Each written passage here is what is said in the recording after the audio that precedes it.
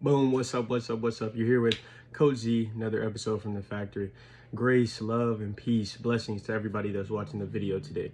What I do want to talk about though is mental health. Mental health today.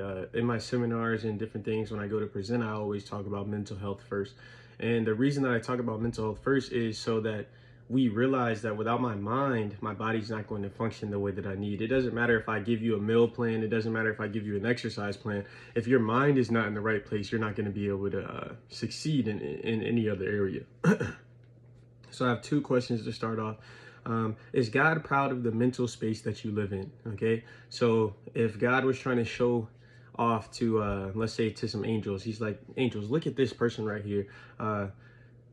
Look at their mental space. Do you think that the angels would be like, wow, this is how a person that loves God should be mentally, or this is how a person that loves God shouldn't be?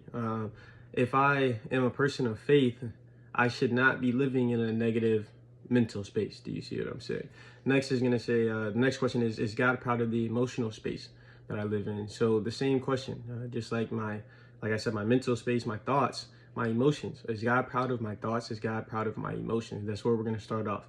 And today I'm going to use a verse, Proverbs 18:14. It says, a man's spirit sustains him in sickness, but a crushed spirit who can bear? So pretty much what we're going to talk about pertains to that. Where is your spirit? Okay, is my spirit in a good place? Because my spirit and mind, we're going to talk about that in a second, is how I'm going to feel this experience that I'm going through with my physical body.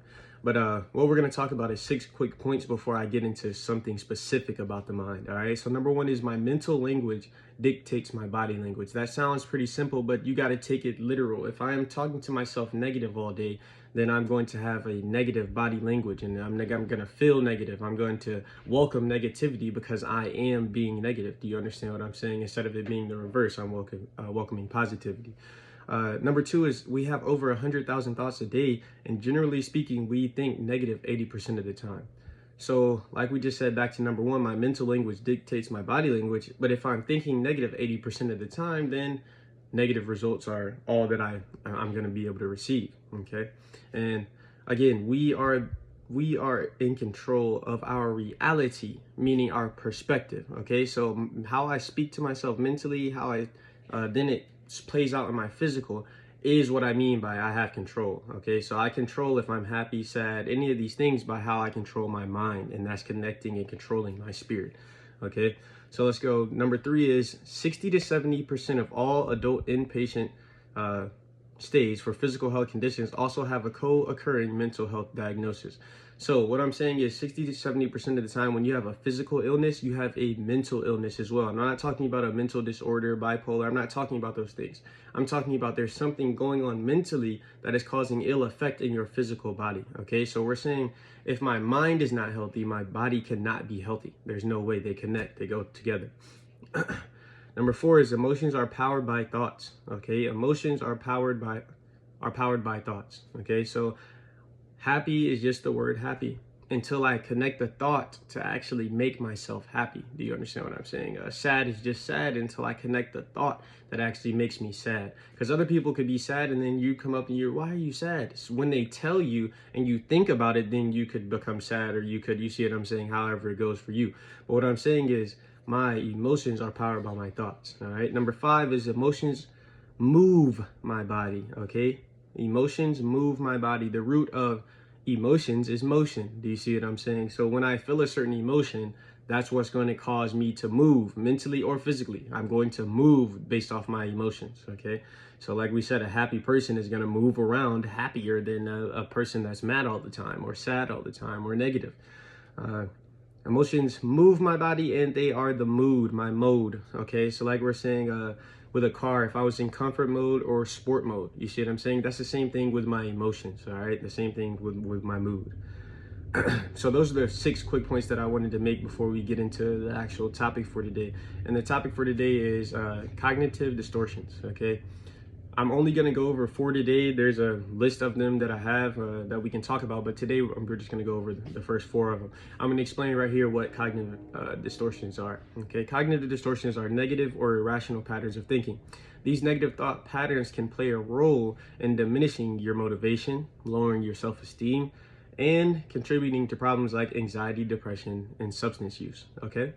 Cognitive distortions are, like we said, irrational thoughts that shape how you see the world, how you feel, and how you act.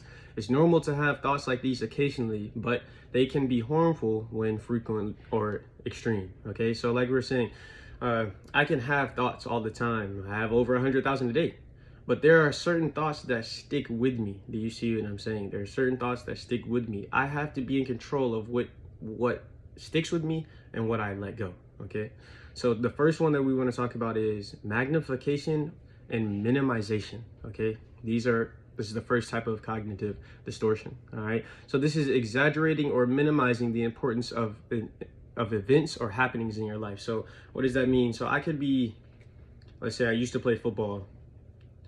I could over exaggerate something like, man, I just played the worst game of my life. Or I could minimize something where I just played an amazing game, and then I talk to myself and I say, that was all right. That was just another game. But it's like, by me over exaggerating the negatives and minimizing the good things in my life, I am distorting the situation. This is what we're talking about, cognitive distortions. Cognitive is here. Distortion is meaning it's out of place, okay? It's blowing things out of proportion almost when I'm doing the magnification and minimization. So it says you believe your own achievements are unimportant or that your mistakes are excessively important. So you see what I'm saying?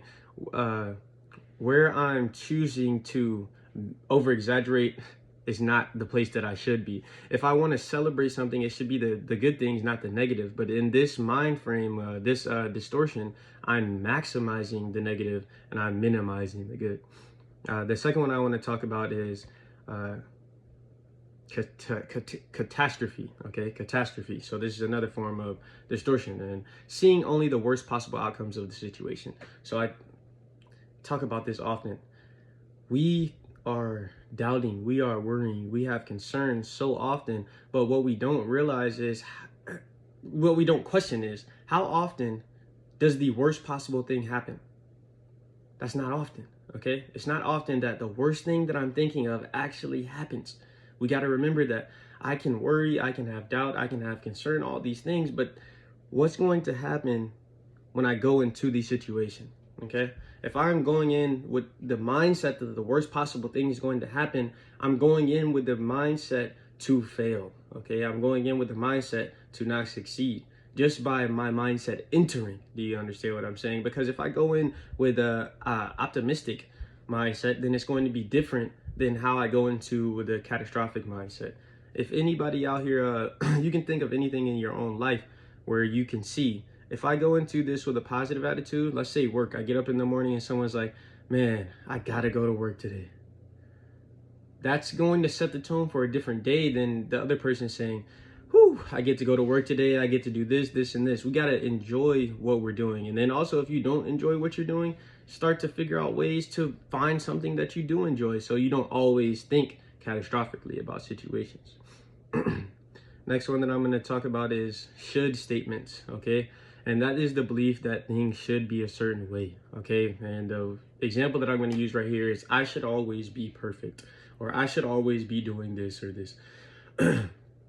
When you make a statement like that, it diminishes what you are doing. So if I say I should always be perfect, but every day I'm trying hard as I can to get to my goals and my aspirations, I'm still succeeding. But if I go with the mindset that I should always be perfect or I'm never perfect, it's going to create like we're saying, a distortion in my mind with reality, what's really going on, versus me telling myself that I'm never good enough because I should be perfect all the time. I'm never good enough because I should be doing this right all the time. It's setting myself up again for failure when I have these distortions that I can't recognize, all right? The last one, last but not least, is all or nothing thinking. Thinking in absolutes. So I am never doing good enough. I'm never doing a good enough job on anything. We have to realize the power of our words. When we say things and we speak things like that, we are, like we said, we are setting the tone. We're setting how we're going to move, our motion, our mood, all that. We're setting it by the words that we speak. So we have to not always think in these ways. So again, this one is about all or nothing thinking. So if I say I have to put every single thing into this, or I'm going to be nothing, that mindset is going to have you weak, because what's going to happen? I'm going to put everything into this thing, and then I'm going to look and see that I've done nothing else. Do you see what I'm saying? I'm putting all into this and I'm literally gaining nothing.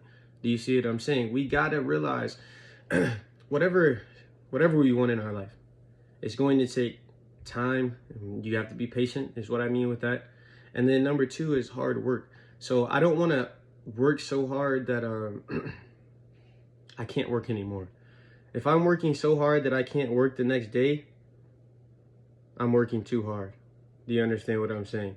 Let's say with working out. If I am working out so hard that the next day I can't pick up a pencil or I can't move I'm going too hard, and that's a mindset thing, okay? And I'm not saying you shouldn't be sore. That's not what I'm saying. I play football. You're supposed to be sore. But if you push yourself to the point where you have nothing left, absolutely nothing left, then you're doing too much for one thing, okay? Too much for one thing. We got to change our mindset from the all or nothing thinking to being more, what's the right word? More evenly distributed with our thoughts, okay? Don't think this is all I have, okay? That's not the way that I want all of us to think. Think that that you're okay. You have more options than just putting everything into one activity. So we're gonna come back next time and talk about more cognitive distortions. But today, those are the 4 that I wanted to start with. And then also remember, your mental health is the most important thing. If I don't have my mind in the right place, my body will never be able to succeed. And that doesn't matter what I'm trying to do with my body. So I'll see you guys soon. Have a good one.